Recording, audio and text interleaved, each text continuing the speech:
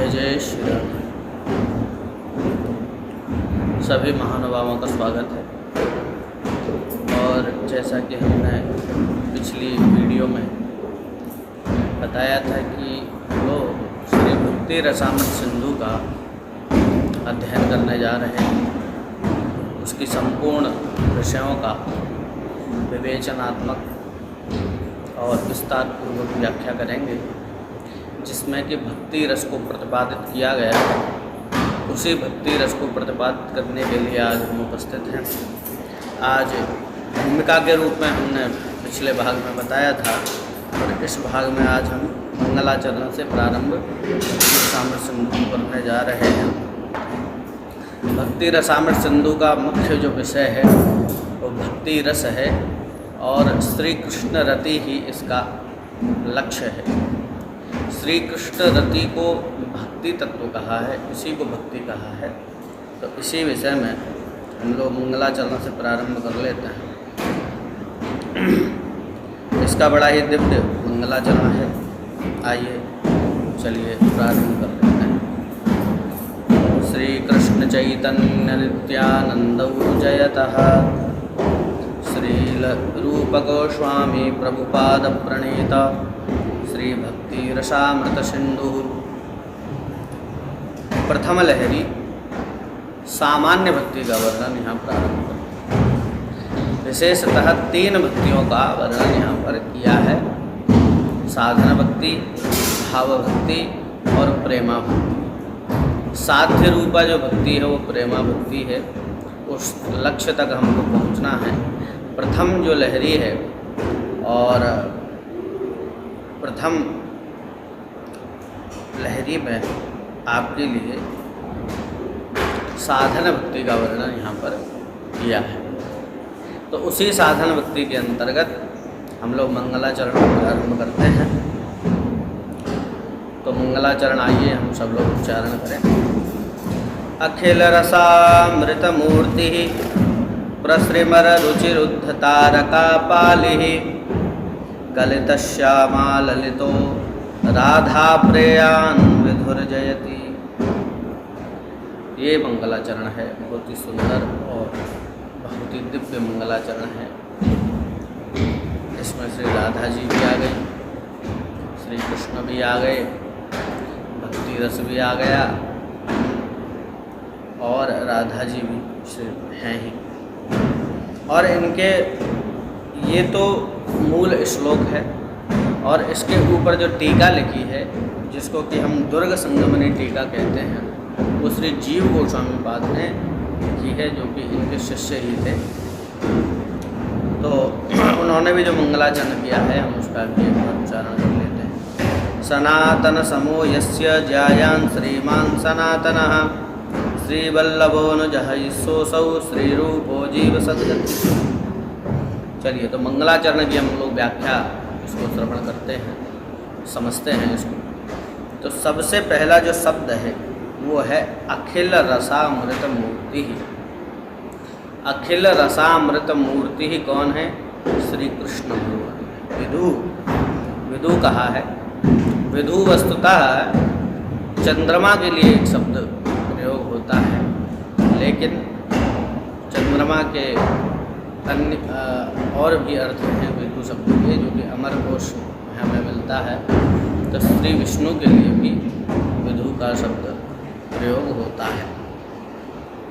तो विदु, और बता रहे हैं कि अखिल क्या है?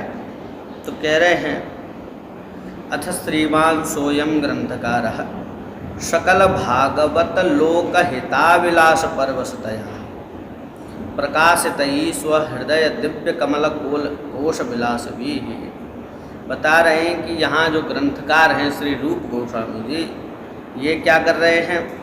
बोले सकल भागवत लोक हिताविलास। जितने भी भागवत जन हैं, भागवत जन का मतलब है जो भगवता है एकदम भागवतम, जो भगवान के हैं वही भागवत है। तो जो भक्ति को प्राप्त करना चाहते हैं, अथवा जिनका लक्ष्य केवल श्री भगवान हैं, उनके लिए, उनकी अभिलाषा के लिए सकल भागवत लोक हिताभिलाष परवस्तया। तो जो भी भागवत जन हैं उनके कल्याण के परवस्ता के कारण, उनके कल्याण की परवस्ता के कारण प्रकाशित ही स्वहृदय दिव्य कमल कोश विलास भी, अपने स्वहृदय दिव्य कमल कोश, कमल कोश कहते हैं कमल कोश की अखंड राशि। कमल इतना कोमल होता है और उसके दिव्य प्रकाश की कोश विलास भी उनके द्वारा जो प्रकाशित हो रही है बहुत सारी ज्ञान रूपी गंगा, ऐसा रस जिसको आगे कहेंगे श्रीमद् भागवत रस। श्रीमद् भागवत रस के द्वारा तृतीया विभक्ति का यहाँ प्रयोग है। तो सभी भागवत जनों के लोक के कल्याण के लिए अपने दिव्य हृदय कोश विलास भी प्रकाशित ही सकल भागवत रस ही, उनके हृदय में जो दिव्य कमल के अंदर जो रस विराजमान रहता है महाराज, वो भक्ति रूपी रस श्री रूप गोस्वामी जी के हृदय में विराजमान है। और उसी भक्ति रस को भक्ति रसामृत सिंधु नामानम ग्रंथम अपूर्व रचनाम आचनवानस तद्वर्णयितव्य। समझाई, ये कह रहे हैं कि सकल भागवतों के लोक हित की कामना के लिए उन्होंने क्या किया, बोले अपने हृदय में जो भक्ति रस विराजमान था उसको, भक्ति रस को उन्होंने भक्ति रसामृत सिंधु नाम के ग्रंथ के रूप में रचित करके, उसको चुन करके महाराज रस को निकाल करके हम लोगों के लिए वर्णित किया। और सर्वोत्तमताम निश्चयवानस, उसकी सर्वोत्तमता को भी चुन लिया महाराज, क्योंकि कमल का जो पुष्प है उसमें केवल कमल ही कमल नहीं, उसका जो रस होता है वास्तविकता में उसको जो निकाल ले, जो भंवरा होता है महाराज क्या करता है, कमल के रस को निकाल लेता है। ऐसे ही भक्ति रसामृत सिंधु में सार तत्व को निकाल करके इस पूरे अखंड ब्रह्मांड में से श्री कृष्ण रूपी तत्व को निकाल करके उन्होंने रखा है। और उन्हीं के व्याख्या के लिए अब मंगलाचरण यहाँ करते हैं। स एवं सर्वग्रंथोयम मंगलुरूपीति च विज्ञापयति। भाई इसमें श्री कृष्ण रूपी तत्व का वर्णन है, श्री कृष्ण की भक्ति रूप का रस का वर्णन है, तो इसलिए ये पूरा ही ग्रंथ मंगल में आचरण माना जाएगा। इसमें कोई ये मंगलाचरण पहला श्लोक हो ऐसा नहीं है, ये पूरा ही दिव्य ग्रंथ ही मंगल को देने वाला है। कहीं से भी इसका अध्ययन किया जाए, इसका आस्वादन किया जाए, वो सकल मंगलों को देने वाला है। इसमें कोई, वो कहते हैं ना श्री भक्ति रस है ये, जैसे श्रीमद् भागवत रूपी रस को पीते हैं वैसे ही श्री भक्ति रसामृत सिंधु रूप रस को भी हम लोग पान करेंगे। उसमें जैसे कोई गुठली छिलका नहीं होता, ऐसे ही इसमें भी कोई त्याज्य वस्तु नहीं है, वो सर्वग्राही है।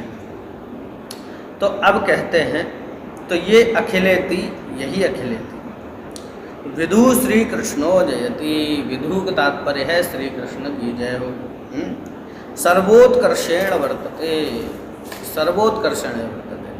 अखिल विदु, अखिल रसामृत मूर्ति विदु जयति, ऐसा आता है ना। अखिल रसामृत मूर्ति प्रसमरुचितार का कपाली कलित श्यामा ललितो राधा प्रेयान विधुर जयति। कैसे विधुर जयति, बोले अखिल रसामृत मूर्ति ही विधु जयति। अखिल रसों के अमृत के जो मूर्ति है महाराज, वो विधु श्री कृष्णो जयति सर्वोत्कर्षेण। अब यहाँ से सर्वोत्कर्षत्व तो सिद्ध हो चुका, क्योंकि जो समस्त तत्वों के तत्व हैं और सभी ग्रंथों के प्रतिपादन स्वरूप, जो सभी ग्रंथ क्या हैं, नदियाँ हैं। सभी ग्रंथ क्या हैं, नदियाँ हैं। और नदी जो है जाकर के कहाँ मिलेगी, बोले समुद्र में जाकर के मिलेगी। तो ये जो भक्ति भक्ति रसामृत सिंधु नाम का जो ग्रंथ है उसमें भी सभी ग्रंथ समाविष्ट होते हैं। सभी ग्रंथों का सार तत्व इसमें ग्रहण करने के पश्चात ये जो ग्रंथ इन्होंने बनाया है तो इसकी व्याख्या आप आगे देखते हैं। तो सामान्यतया विदु का अर्थ किया है, देखिए, यद्यपि विदुः श्रीवत्सलांचन इति सा, जैसे चंद्रमा के स्वरूप में एक काला चिन्ह रहता है वैसे ही श्री भगवान के भी वक्षस्थल में एक चिन्ह बना हुआ है महाराज। श्रीवत्स का चिन्ह है और भृगु जी का चरण चिन्ह भी महाराज बना हुआ है, तो उससे समानता कर दी। और कहते हैं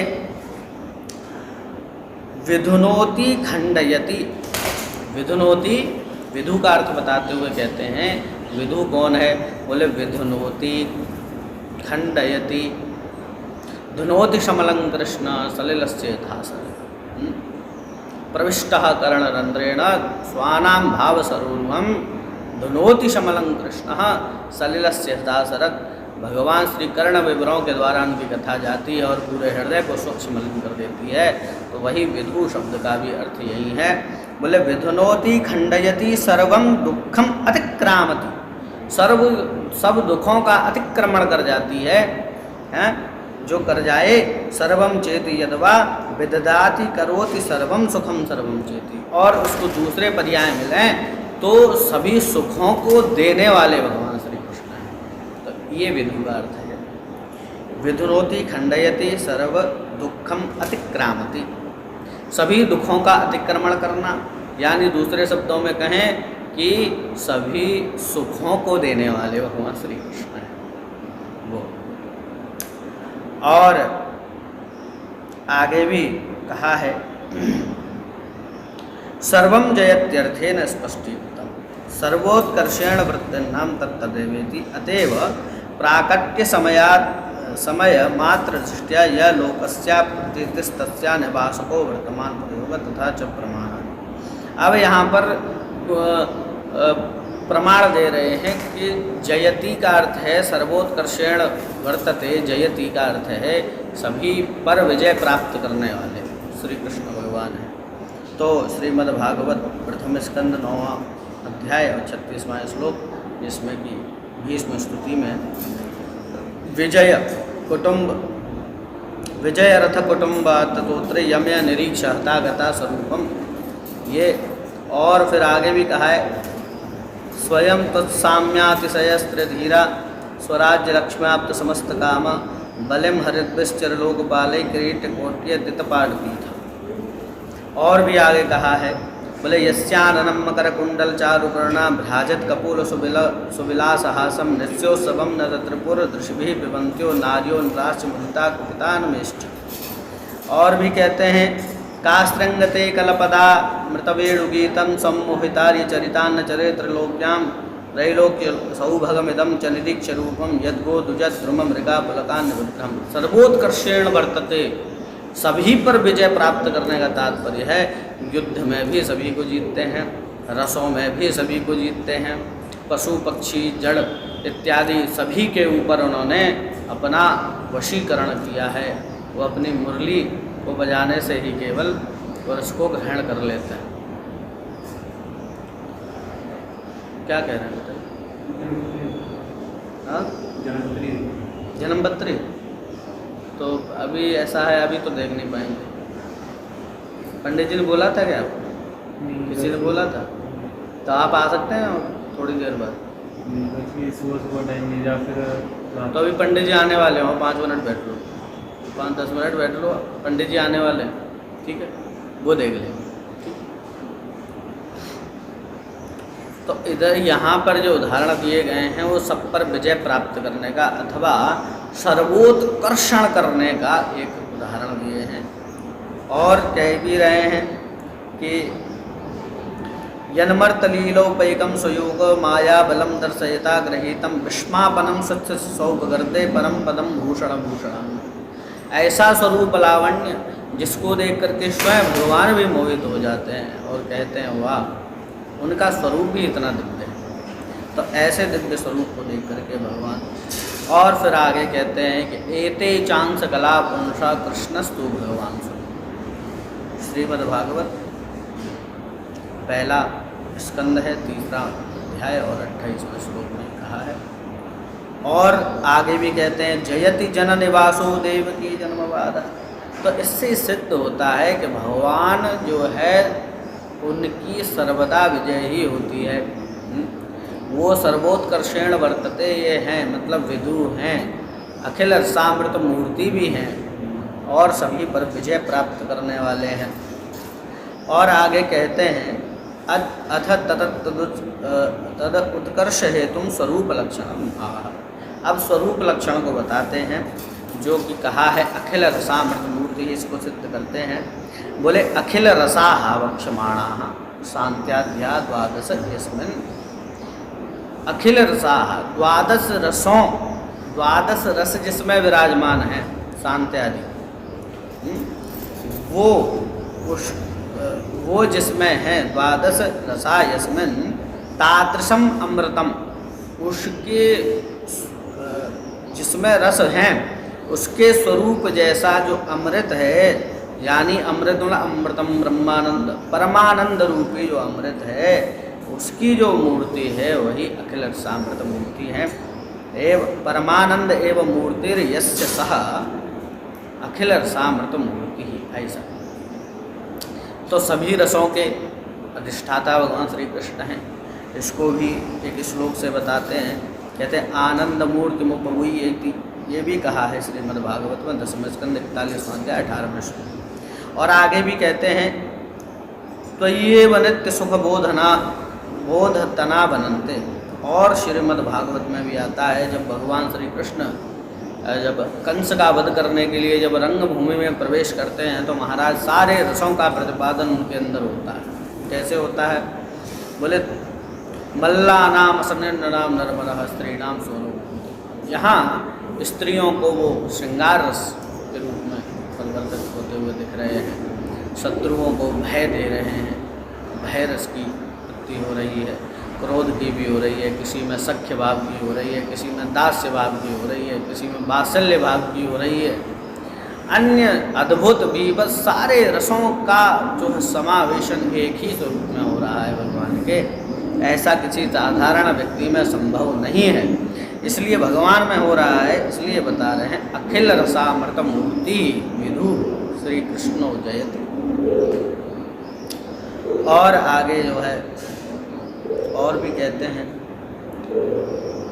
तो अब बताते हैं प्रसे मर रुचि रुद्ध तारका पाली, इस शब्द का अर्थ करते हैं। तो कहते हैं कि जो तारा और जो पाली नाम की दो सखियां भगवान की हैं, ये श्री राधा के ही नाम है, तारका और कपाली। तो भविष्योत्तर पुराण में मिलता है। तो उसमें कहते हैं कि श्री भागवते तासु च गोपीषु मुख्या 10 भविष्योत्तरे श्रूयन्ते। गोपियों में भी 10 जो है गोपी मुख्य हैं, उसमें जो नाम आते हैं वो हैं गोपाली, पालिका, धन्या, विशाखान्या, धनिष्ठिका, राधानुराधा, सोमाभा, तारका, दशमी तथा।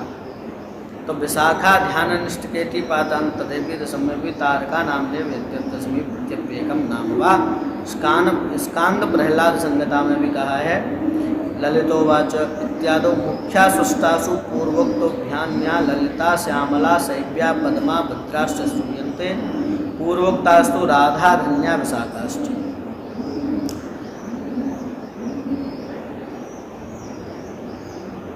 तो प्रसृमर का अर्थ है कि प्रसृमरा भी प्रसरणशीला भी। प्रसृमरा क्या अर्थ है? प्रसृमर का कि जो फैल रही है, दिन रात फैल रही है, प्रसरणशीला भी। क्या बोले? रुचि भी कांति भी, रुचि भी प्रसरणशीला भी कांति भी रुद्धे वशीकृत। उन प्रसरणशीला भी रुचि भी कांति भी के द्वारा वशीकृत तारका पालर्येन सह, भगवान के स्वरूप लावण्य के द्वारा अथवा उनके प्रकाशित ज्ञान के द्वारा अथवा सर्वोत्कर्षेण विजयता के द्वारा, रस रूप के द्वारा जिन्होंने तारका और पाली इत्यादि सखियों को मोहित कर रखा है, यानी वशी करते, रुद्धे मतलब प्रसिमर रुचि रुद्ध कर रखा है। कपालिर ये न सह प्रसिमर रुद्ध तारका पाली, भगवान का ही एक नाम, ठीक है। और आगे कह रहे हैं कलित श्यामा, कलिते आत्मसात करते, श्यामा श्यामला ललिता चाहिए न सह। कलिते मतलब कलित कर रखा है जिसने, किसको? बोले आत्मसात करते, आत्मसात किया है, अपने अंदर धारण किया है। श्यामा मतलब श्यामला ललिता च, श्यामा श्यामला, श्यामला नाम की सखी और ललिता नाम की सखी जिन्होंने कर रखी है, वही कलित श्यामा ललिता, वही भगवान श्री कृष्ण हैं। और राधा प्रयाण, राधा प्रयाण का अर्थ है प्रयाण अतिशयेन प्रीति करता, अतिशयेन प्रीति करता, तो ये हो गया राधा प्रयाण। तो राधा प्रयाण, राधा जी को अतिशय प्रेम करने वाले हैं। तो कैसे है? बोले यथा राधा प्रिया विष्णु तस्या कुंडम प्रिय तथा सर्वगोपेशु सैविका विष्णोरत्यंत वल्लभा। जिस प्रकार श्री राधा जी को राधा कुंड प्रिय है, कृष्ण कुंड प्रिय है, वैसे ही श्री कृष्ण को श्री राधा जी प्रिय है, ये कहा है। और विष्णु की अत्यंत वल्लभा हैं। और आगे भी कह रहे हैं कि रुक्मिणी द्वारवत्याम तु राधा वृंदावन, रुक्मिणी द्वारका में श्रेष्ठ हैं और श्री राधा श्री वृंदावन में मुख्य रूप से उनकी अत्यंत वल्लभा के रूप में विराजमान है, ऐसा ही बोला है। और भी श्री राधा जी के बारे में कहा है, राधा प्रयाण विदुर जयती के बारे में कहा है कि देवी कृष्णमयी प्रोक्ता राधिका परदेवता सर्वलक्ष्मीमयी सर्व कांति सम्मोहिनी परा। और ऋक् परिशिष्ट में भी कहा है, तो ऋक् परिशिष्ट श्रुति में कहा है कि राधया माधवो देवो माधवे नैव राधिका विभ्राजते जनेस्वा इति अनया राधितोन्नम श्रीमद्भागवत में कहा है। तो इससे ये स्पष्ट होता है भगवान श्री कृष्ण, आप इसका मूल अर्थ देखिए जो क्या है, बोले जो अखंडित रसामृत मूर्ति है, अखिल रसामृत मूर्ति का तात्पर्य है अखंडित रसामृत मूर्ति, और अपने चारों ओर फैली हुई कांति से तारागण की पंक्ति को जो निष्प्रभ कर देने वाला है, तथा जो रात्रि की सुंदरता विधान करने वाला है। कलित श्यामा ललितो, वैशाखी पूर्णिमा के उस चंद्र की जय। यहाँ चंद्र के लिए बोला है, परंतु यहाँ श्री कृष्ण के लिए ही ये घटित हो गया है। तो इसकी व्याख्या जो है अब दूसरे श्लोक की हम कल करेंगे। आज के मंगलाचरण की व्याख्या इतनी ही करते हैं, तो अगले भाग में फिर मिलेंगे। और ये शुरुआत में थोड़ा सा आपको कठिन लगेगा, थोड़ा सा इसको ग्रहण करने में आएगी, लेकिन जो रसिक होंगे, जो रसिक भाव भावित होंगे, वो अवश्य इसको समझेंगे, मैं ऐसी कामना करता हूँ। और श्री कृष्ण आपको श्री कृष्ण रति प्रदान करें, क्योंकि ये यात्रा बहुत लंबी है मित्रों, क्योंकि यहाँ से हम श्री कृष्ण रस तत्व को जानने वाले हैं, भक्ति रस को सांगोपांग जानने वाले हैं। इसको जानने के लिए थोड़ा हमें धैर्य रखना पड़ेगा, और इसको समझने के लिए थोड़ा सा हमें आप